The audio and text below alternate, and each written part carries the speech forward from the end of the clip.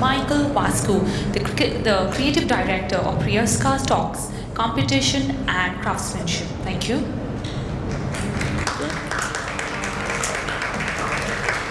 Hello everybody. In case I appear a little bit dizzy, I was traveling now for 30 hours and came almost straight from the airport here, so please, yeah, that's the reason. But in general, I'm traveling quite a lot. I'm based in Vienna in Austria, in Europe, and almost every week I'm going to Bohemia, to North Bohemia, to the Crystal Valley. Does anybody know where Bohemia is? I give you a hint. Bohemia is here, so we have Europe.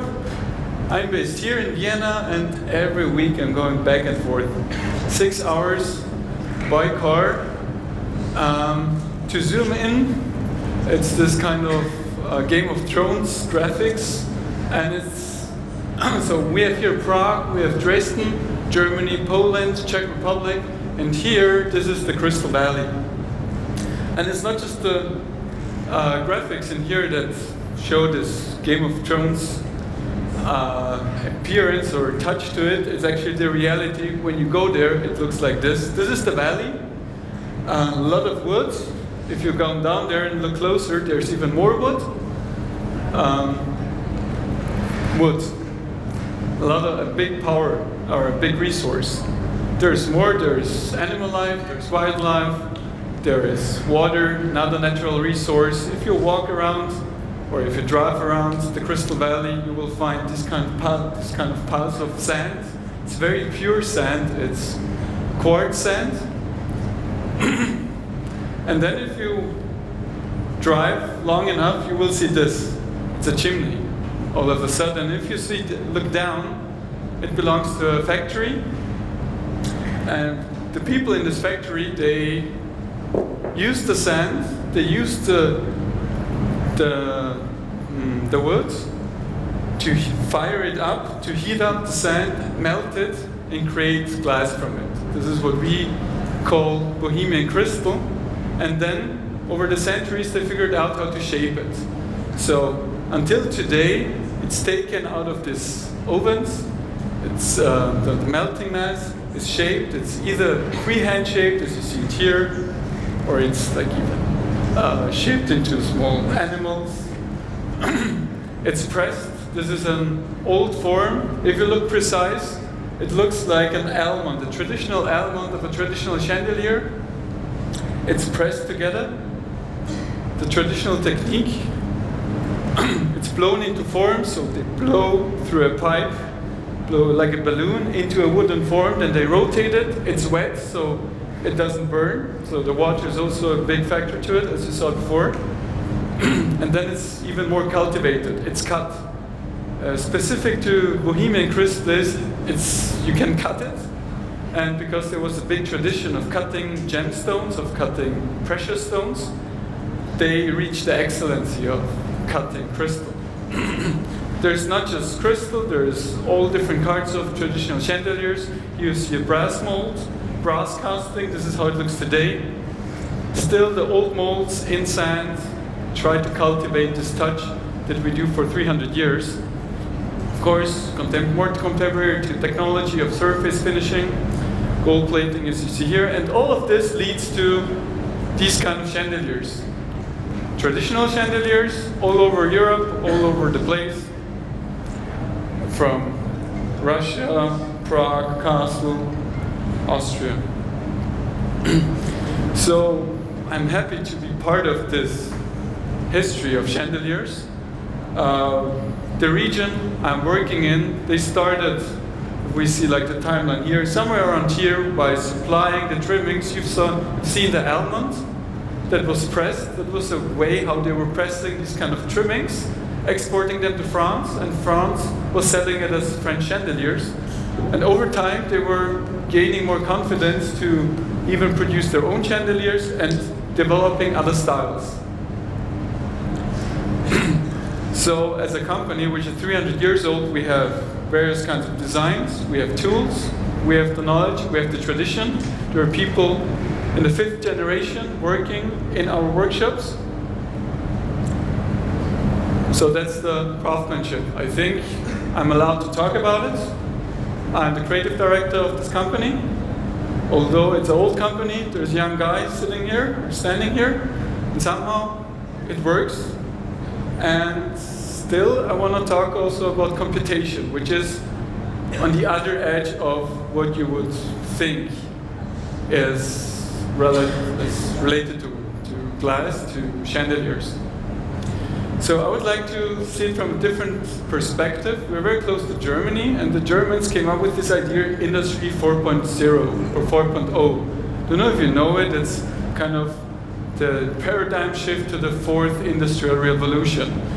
Craftsmanship and the way we are producing things is actually Industry 1.0. If you see here the graphic from the German government, so we have this industrial revolutions before any in mass production, which was the shift, the first industrial revolution through mass production, assembly lines. Then Industry 3.0 was the shift from, it was the digital revolution. And the third one, it's here, it's coming. And this is the cyber-physical systems. This is everything connects with everything. You have dark factories. Dark factories means you don't need any light because you don't have workers. You have machines, they don't need light. So you just switch on the light when you need to maintain the machines. Still, there's always light in these factories, so either they are maintaining it or they don't take it serious with this dark factory. However, it's a team of engineers driving a production process without people producing anymore. And I want to show that we do something of both worlds. But before going into it, I would like to talk more about computation and about algorithms. Who can define what an algorithm is? Does anybody want? So officially, it's a method for solving defined problems. It needs to contain a finite or a set of tasks that are executable. Good, fair enough. If I explain this to my grandmother, she has no clue. So I thought about a more interesting, more intuitive understanding of algorithms. I really want you to get out here and know what these kind of algorithms do with design. So if you have ingredients and you turn ingredients into a cake, like an apple cake, then you need two things.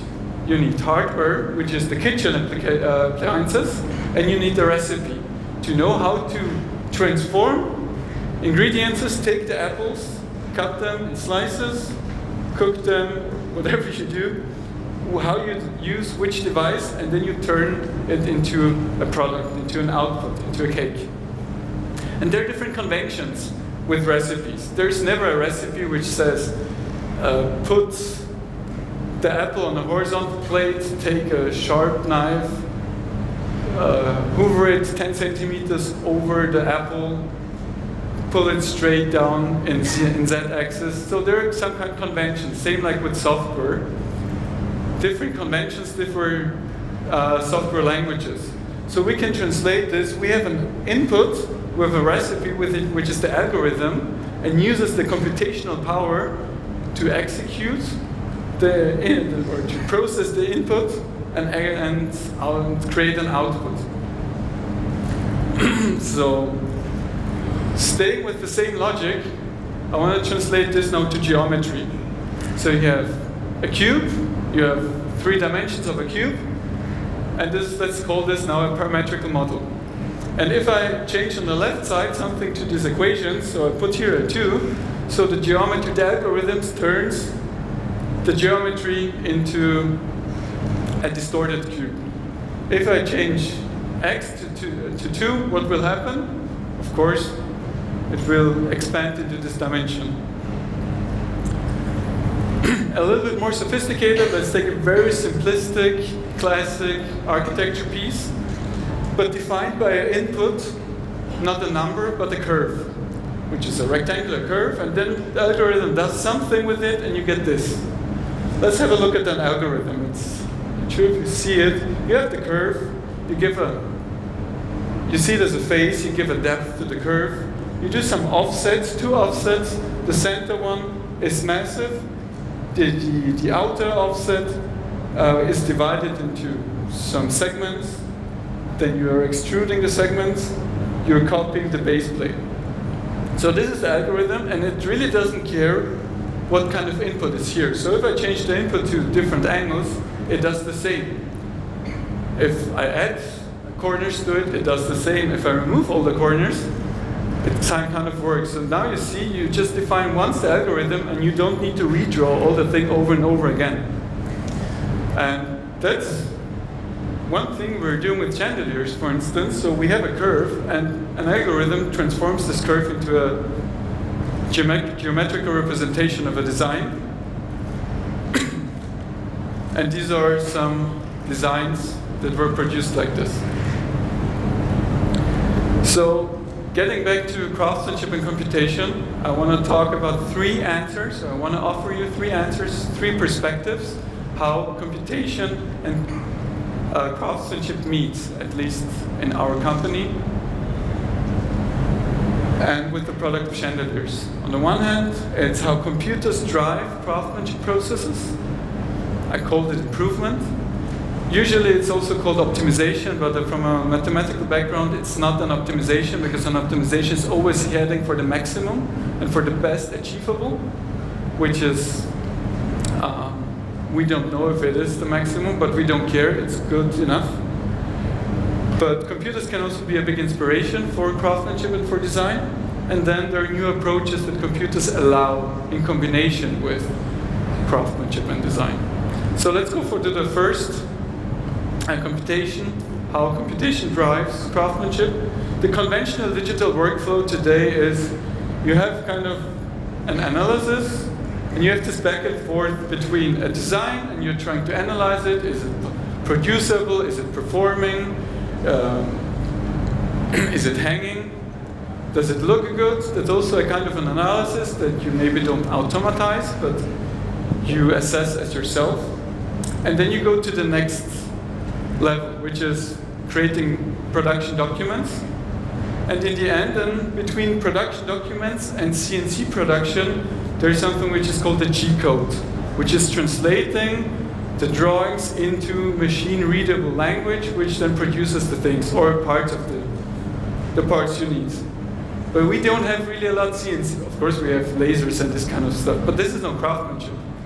So our task was, how can we define a convention, how to talk to our craftsmen, that we can precisely define what we want to have as designers. And I'm not allowed to show too much of it, but one of it, conventionally, you have plans. Conventionally, as the communication between the workshop and the designer, it's a plan. It's a 2D plan, sometimes it's a 3D rendering. But we thought about bringing it to another level, and inspired by the building information modeling technology, we thought about having a chandelier information modeling technology, where we are introducing more information for people who are producing these things, that they have different knots, that the computer already tells them where to measure, because this is the most critical part, either from a design point of view or from a production point of view.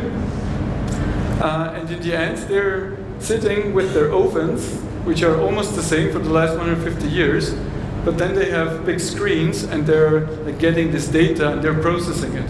It sounds a little bit harsh, it's like kind of a personalized machine, but in the end, this is what labor and workforce is. Another example, which is more sophisticated in terms of glass production and glass blowing, it's a concept called CN. If you look very precise, none of the components is same to the other.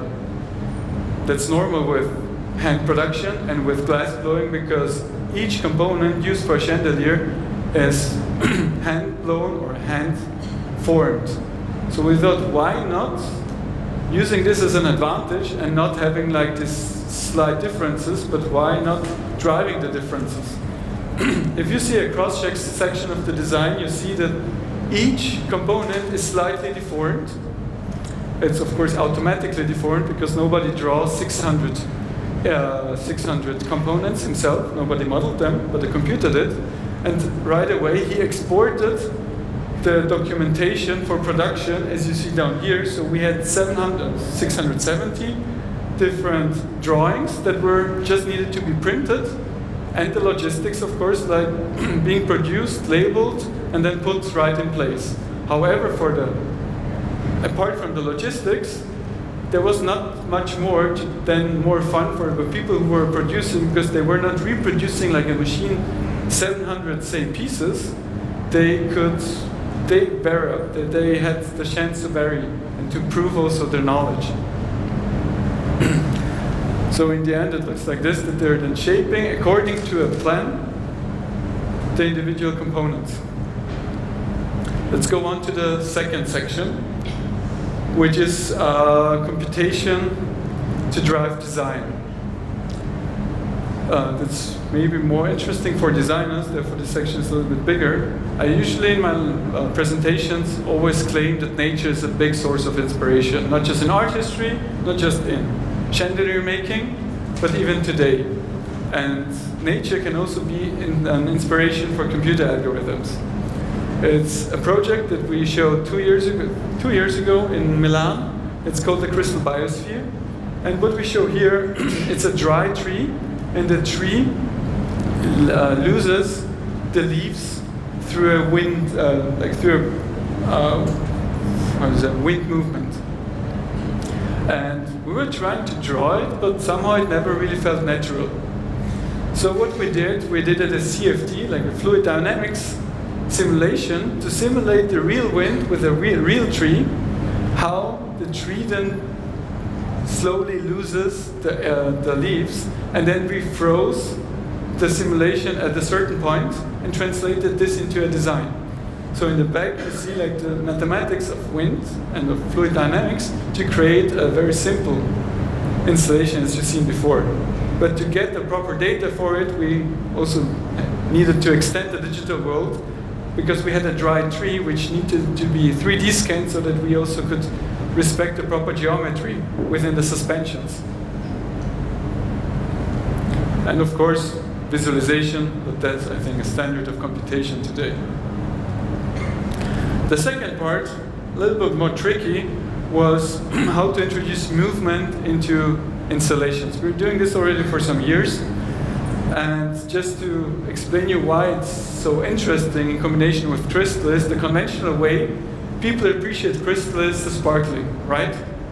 And sparkling is when you have a light source, and the light source and the facets of crystal, they are in a certain angle.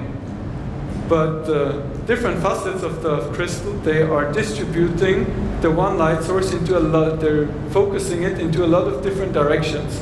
So when you as an observer, you're moving around the crystal object, you're blinded by this individual vectors of light, and this blinding creates a sparkling effect. So the conventional way of experiencing the sparkling chandelier was moving around it. If the chandelier was moving in ancient times, it was not a good sign. So what we tried to change here, we wanted to have a relaxing, sitting observer and the moving crystal parts to show to show this sparkling effect for static observer positions. The conventional way to do this is using computers, using servo motors, and using spools. Sorry. So you have the computer telling, I want a component to be raised by 20 centimeters, which means the servo motor number 45 tells the spool, please rotate for 760 degrees, which equals 20 centimeters. But there's a problem to this, because servo motors quite often fail. In statistics, they fail like once a year. But if you have 100 of them, they fail every 2 weeks. A huge maintenance problem. A second issue that can be addressed with different strategies, but none of them works 100%, is spools. You never can wind and unwind spools without maintaining that there won't be any problem. It's actually chaos theory. So our R&D department said, guys, we're not doing it because we won't maintain every 2 weeks some installation in Mumbai, in Dubai, wherever. So, but still we felt we want to do this. We want to make it happen. So we reverse engineered algorithms and kind of build an analog algorithm. And I want to explain it to you because not many people really understood how we did it. We wanted to achieve a very smooth movement. A smooth movement means in the center of the movement it's the fastest. On the top it slows down and it slowly like turns around. This is like a very natural way. The same also in the bottom part. So in mathematical means it's a sine wave. It's a sine curve. Pretty logical. What is a sine curve? It's just a two-dimensional projection of a circular movement, which is shown here. And then we thought, okay, like let's decentralize this movement, but like let's decentralize the vertical movement from the circular movement. And we created something like this with a pulley system. And now if you divide the circle and the circular movement into different phases, you can create different repetitive moments, which you will see here. So depending on how many shifts and how you divide the shifts, you can create any repeating movement possible on Earth. And how it looked in reality, or what it turned out, that we skipped like the problems of servo motors, we skipped the problems of spools, couldn't use computers, bad luck, but we used just one engine. And we built this together. We were inspired a lot by the craftsmanship of creating watches, so we had watch consultants working with us on it. And the resulting mechanisms looks like this. The design, one of it is this, which is called water, one of the 4 elements, and then air, also one in the sequence of 4 elements. And I want to show you a picture, because these videos say more than 1,000 words.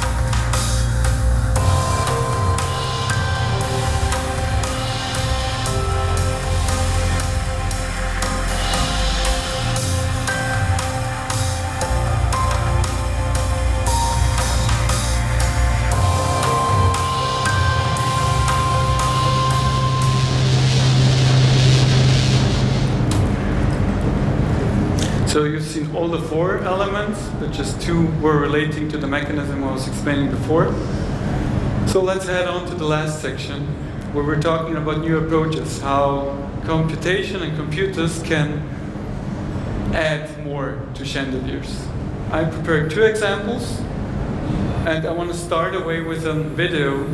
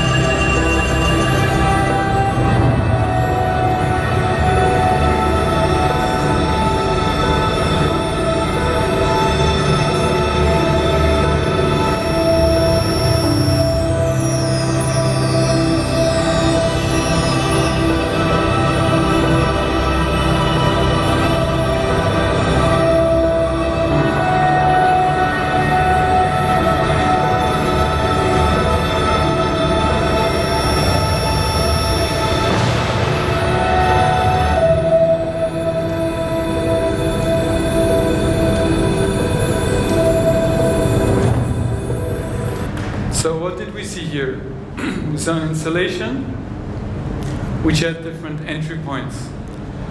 And it is meant as an interactive installation, but not an interactive installation between a person and an object, but more between two people via an object. So you had more entry points where you can breathe in.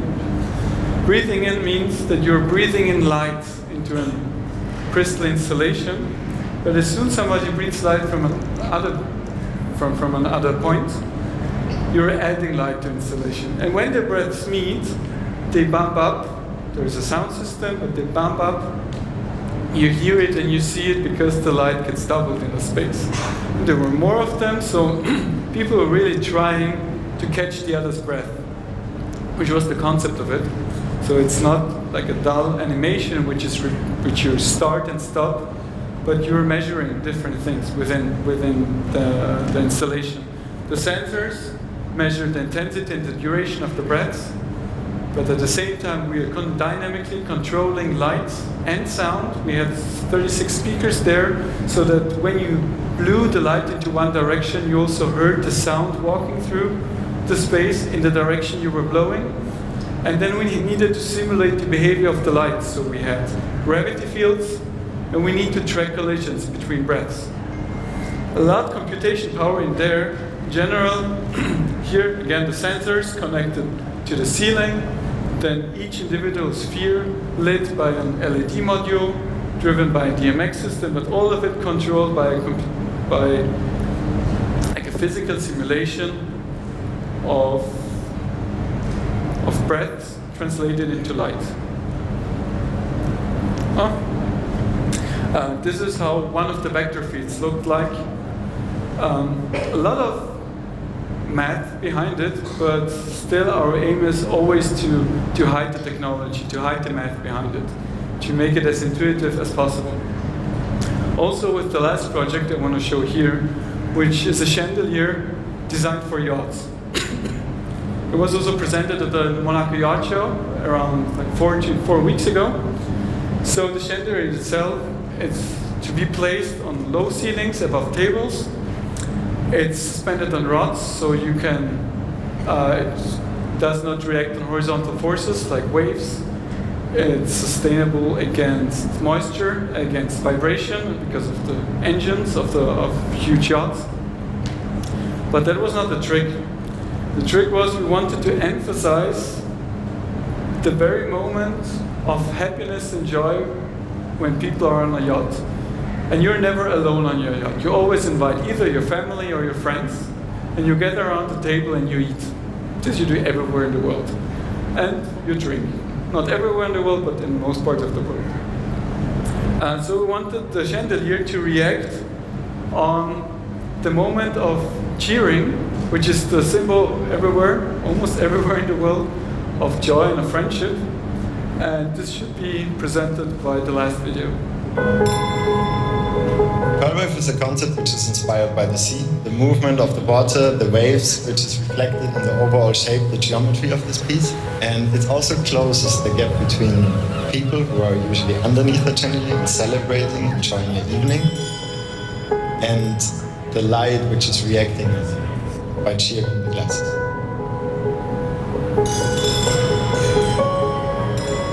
In former times, there were chandeliers crowning the banquets and the dinners of royal families of aristocrats.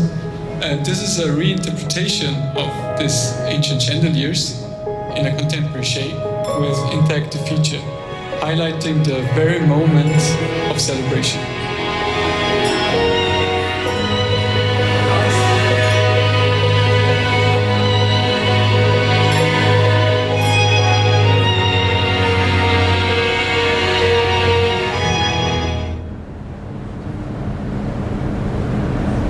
So to wind it up, I tried to show 3 different aspects of computation in relationship with craftsmanship.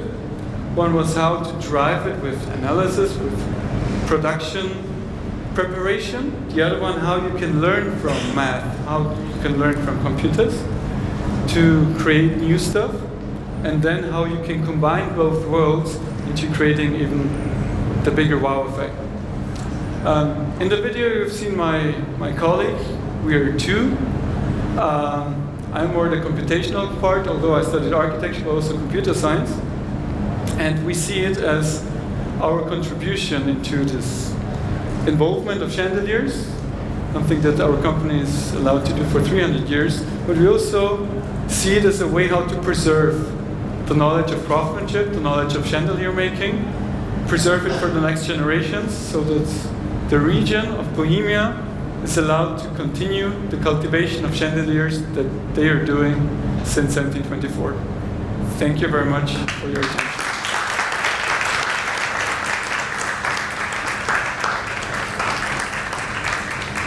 I think we have time for questions, if there are any.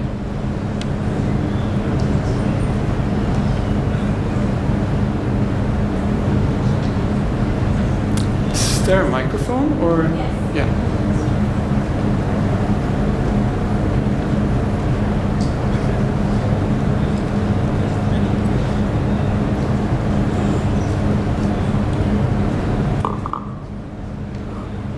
It seems to work.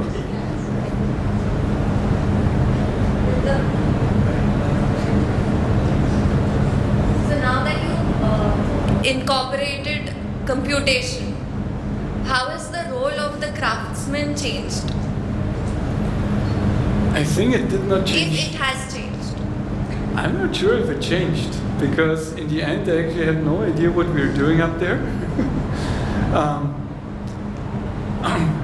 In the end, it didn't change. I think what people in the first moment think that we're taking over decisions by craftsmen, but that's not true. We are learning a lot from them, and we are trying to incorporate this into algorithms. Not when we were talking about the first part, about like preparing it for them and learning what the possibility with understanding the production process and the crafts process, that to explore it further beyond possibilities that are there by hand, like drawing 700 different components by hand. Of course it's possible, but it's not possible within a time frame which is economic. And as a business, you need to be economic. So this is an exploration we can do, but in the end, it's the craftsman. Maybe he started to be more of a partner again than he was before, where it was very clearly divided that there was a design and he was just sending down the design files. Now you need to go back to the workshop and think before you create the algorithm, and then you of course prepare it, and you prepare the algorithms for other designers who are not so good at programming, so that they apply it.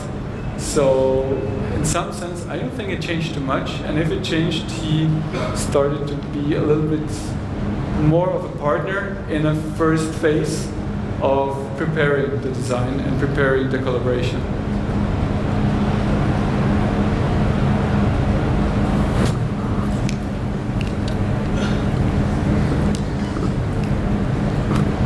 Hello. Have you ever challenged the culture on your design? You brought the computer to your design, okay, and you have a beautiful technology on the glasses, but when it's coming to design the object or any product in a different country, wanna be in Europe or India or Africa or Middle East, have you ever thought challenge the culture with your design and technology? Not because really. each country as a... No, definitely. Yeah. Definitely. Like there's the whole evolution of art history that can be thrown on here. It's not yet, I think, part of design, of computational design, because it's a different thought. However, the whole understanding of computer-driven design is pretty new, so I'm already observing different tendencies in different parts of the world, but it's very much disconnected to craftsmanship. Some people say it's the new craftsmanship of computers and of robots. I'm not sure about that. I wouldn't really assign anything what we have here to any particular culture, because it's a way how do you think about design, but it's not the design itself. So if you use Arabic ornaments or if you use European Baroque ornaments, in the end it's the same for the computer. You need to define it in the beginning. So it's still like, it's not that you leave the decision to computers.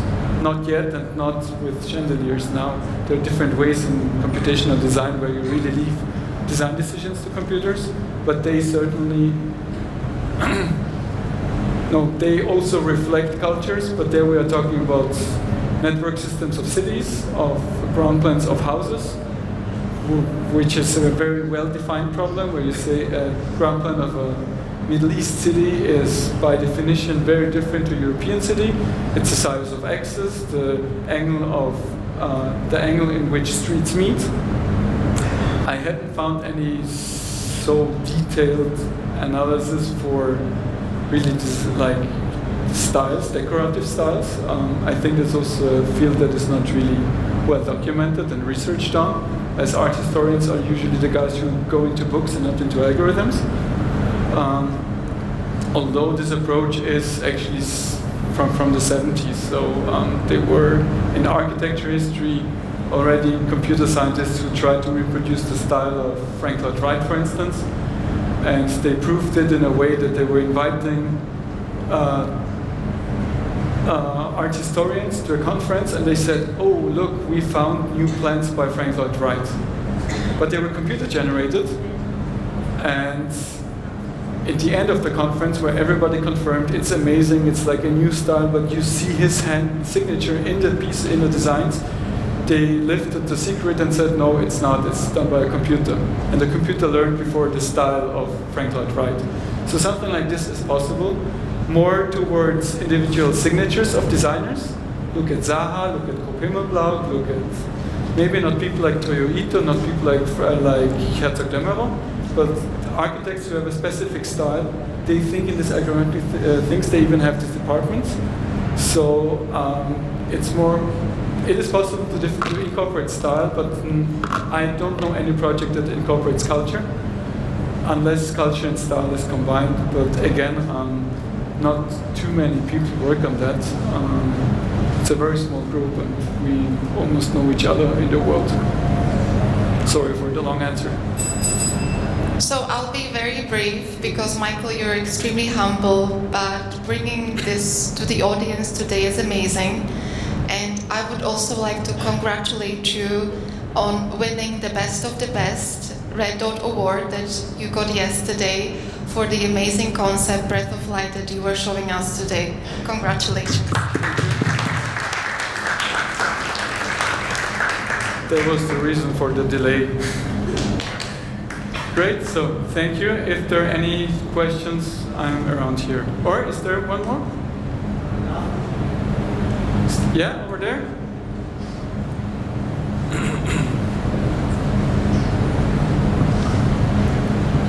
Hey, hi. Hi. So basically I wanted to know, what software do you use for programming? Do you use MATLAB or?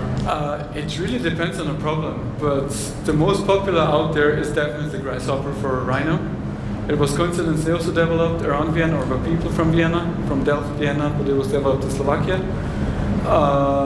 GC, generative components, for Katya and MicroStation.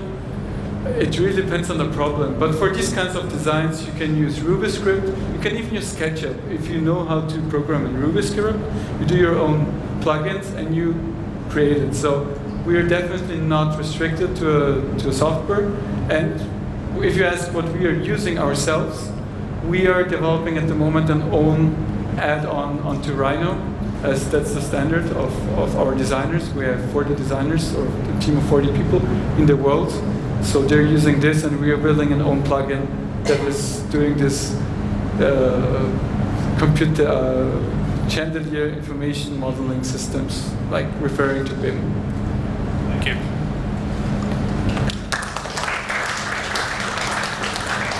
Okay, great. Thank you. See you later.